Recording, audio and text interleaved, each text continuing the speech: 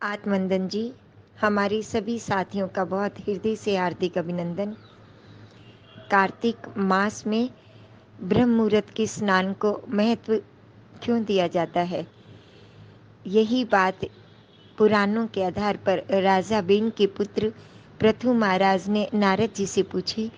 तो नारद जी ने कहा, पहले सागर के सबसे बहुत पहले सागर के पुत्र शंखानंसुर, वो बहुत असुर प्रवृत्ति के, बहुत आतंक मचा रखा था उन्होंने, और हर तरह से उन्होंने भयभीत कर रखा था देवताओं को। और देवता उसके आतंक से इतने भयभीत हो चुके थे कि डर कर वो सुमेरु पर्वत की गुफा में जाकर छुप गए। और वो बहुत अभय होकर एकदम निडरता से पूरे लोक में घूमता था। फिर भी उसके मन में एक शंका रहती कि मैं कितना भी निर्भय हूँ, पर ये देव मुझसे ताकतवर और तेजस्वी हैं, क्या कारण है इसका? तो वो यही सोचता था। उसे पता चला कि वो उन वेदों से युक्त है, उनके पास वेद का ज्ञान, वेद है, तो इसलिए वो इतने ताकतवर हैं। तो उसने सोचा, अगर मैं इन वेदों का अपहरण कर लूं तो मैं इनकी शक्ति को क्षीण कर सकता हूँ। तो अब वो वेदों के हरण की जब बात ब्रह्मा जी को पता चली, तो ब्रह्मा जी, विष्णु जी उस समय शयन के लिए, जो शयन एकादशी आती है आषाढ़ महीने की, तो वहाँ वो ब्रह्मा जी को सारे वेदों को सौंप कर चले गए थे। तो अब विष्णु ब्रह्मा जी तो बहुत डर गए, और उन्होंने, क्योंकि उसका आतंक बहुत फैला हुआ था, और उन्होंने वो सारी वेद जो बीज और मंत्रों के साथ समुद्र में छुपा दिए। अब वो सारी समुद्र में, तो जब ये बात शंखासुर को पता चली तो वो समुद्र की ओर चला। तो ब्रह्मा जी ने सोचा कि ये निकाल लेगा, तो वो सारे देवताओं को साथ लेकर विष्णु भगवान के पास गए कि उन्हें हम सोते में जगाएंगे और बताएंगे कि अब वो वेद को कभी हरण ना कर ले। तो उन्होंने जाकर विष्णु भगवान की सब देवताओं ने मिलकर बहुत दिव्यता से मंगल कीर्तन, अर्चन, पूजा पाठ, स्तुति बहुत की, सबने मिलकर। और विष्णु भगवान इतने आनंदित हुए सुनकर, और उनकी भक्ति से प्रसन्न होकर जब वो जागे तो उन्होंने उनका कारण पूछा। तो उन्होंने कहा कि इस तरह से शंखानंद सुर जो है, वो शंखानंद सुर राक्षस वेदों को चुराने समुद्र की ओर जा रहा है, समुद्र में गया है, पर वो उसे ढूंढ नहीं पा रहा था। और वो सारे उस समुद्र के अंदर वो बीजों के साथ सारे वेद घुल गए थे। अब भगवान विष्णु ने कहा, वही जो एकादशी को जगाया था उन्होंने, जो देव उठने एकादशी के नाम से हम मनाते हैं, तो उन्होंने कहा ठीक है।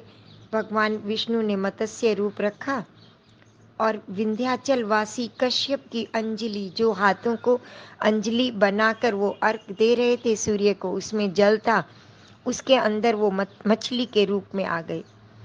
तो जब वहाँ उन्होंने मछली देखी तो उन्होंने कमंडल में डाली, और वो ही उन्हें पता भी नहीं चला, वो कमंडल के जल से तालाब में जब कमंडल को डुबोने लगे तो वो तालाब में चली गई, और तालाब से वो ही जल बहता हुआ समुद्र में। तब वो वहाँ पर मत्स्य विष्णु जी मत्स्य के रूप में उसी सागर में, उसी समुद्र में पहुँच गए जहाँ पर वो शंखासुर राक्षस था।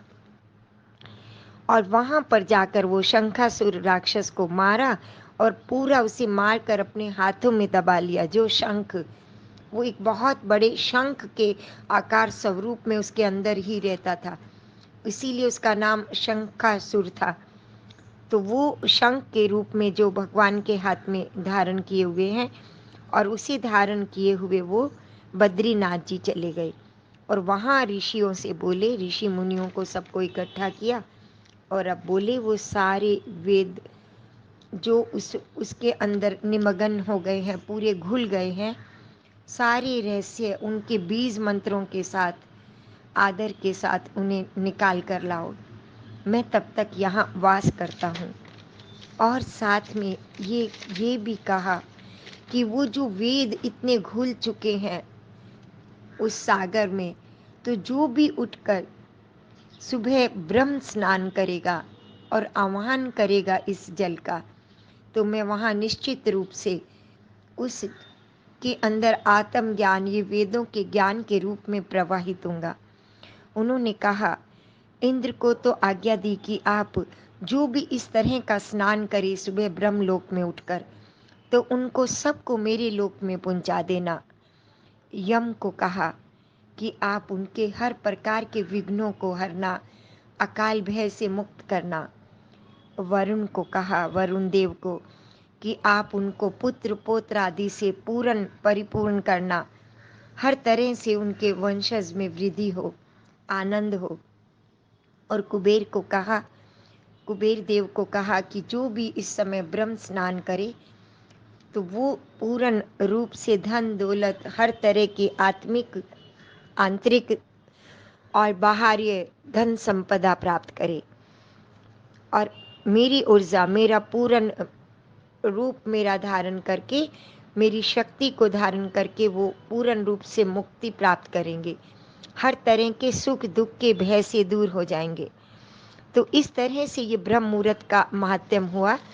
और फिर वहाँ से वो ऋषि मुनि सब वहाँ से वो वेदों को निकाल कर लाए, सब अंदर से उन्होंने वेदों को निकाला। और जब वो वेदों को निकाला 20 मंत्रों के साथ, तो जो जो ऋषि मुनि जिस तरह से लेकर आए, उसी ऋषि मुनि को उसका वेद का नाम दे दिया गया। और वहाँ पर वो लेकर जब ब्रह्मा जी और विष्णु जी जहाँ बैठे थे उनके पास लेकर आए, दोनों बहुत खुश हुए और अश्वमेध यज्ञ किया।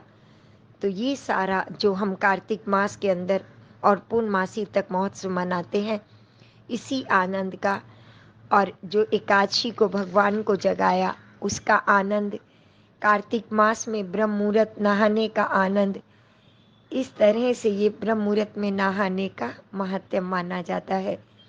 ये पौराणिक कथा के आधार पर है।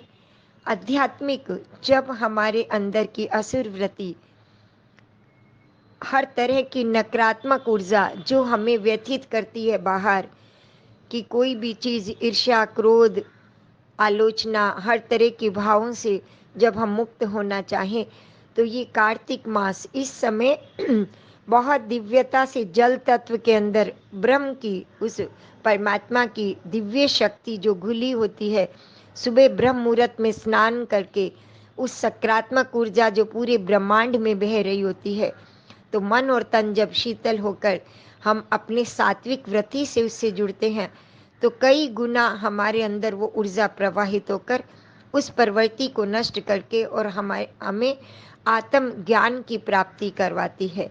वही वेदों का ज्ञान, जो आत्म ज्ञान उस पूरे जल में घुल चुका था, वो आज भी जब हम ब्रह्म मुहूर्त में स्नान करके उसे अपने अंदर आवाहन करते हैं, तो ये कार्तिक मास में बहुत दिव्यता से आत्म जागृति का समय है।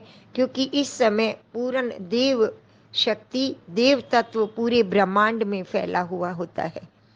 इस तरह से मत्स्य रूप रखकर जल तत्व की शक्ति बहुत दिव्य हो जाती है, और उसका स्नान ब्रह्म मुहूर्त में ही हमारे लिए फलीभूत होता है।